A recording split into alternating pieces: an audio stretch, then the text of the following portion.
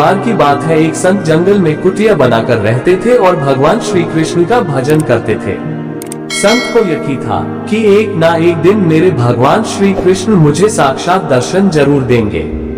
उसी जंगल में एक शिकारी आया। उस शिकारी ने संत की कुटिया देखी।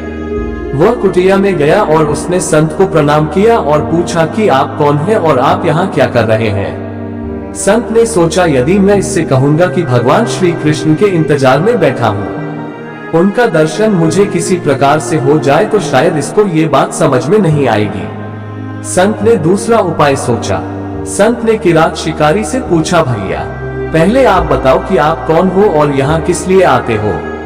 उस किरात ने कहा कि मैं एक शिकारी हूँ और यहाँ शिकार के लिए आया हूँ। संत ने तुरंत उसी की भाषा में कहा, मैं भी एक शिकारी हूँ और अपने शिकार के लिए यहाँ आया हूँ।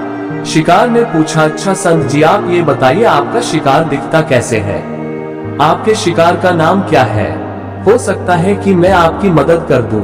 संत ने सोचा, इसे कैसे बताओ। फिर भी संत कहते हैं, मेरे शिकार का नाम है, वो दिखने में बहुत ही सुंदर है, सांवरा सलोना है, उसके सिर पर मोर मुकुट है, हाथों में बंसी है। ऐसा कहकर संत जी रोने लगे। किरात बोला, बाबा रोते क्यों हो, मैं आपके शिकार को जब तक ना पकड़ लूं तब तक पानी भी नहीं पीऊंगा और आपके पास नहीं आऊंगा।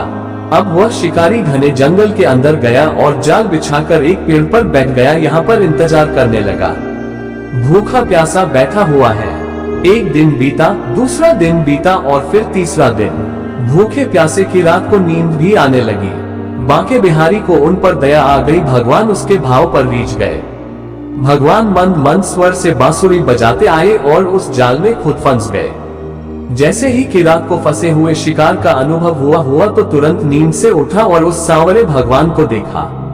जैसा संत ने बताया था, उनका रूप हूबहू वैसा ही था।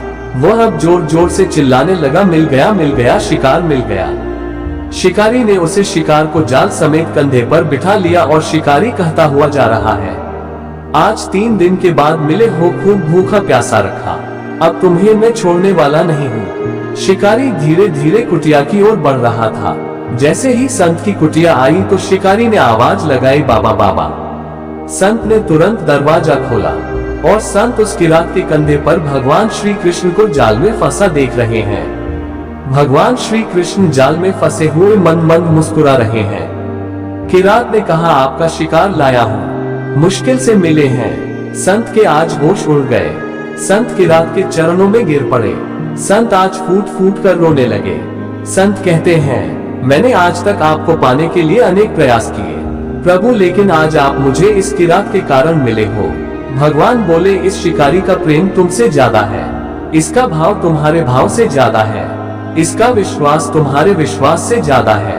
इसलिए आज जब 3 दिन बीत गए तो मैं आए बिना नहीं रह पाया।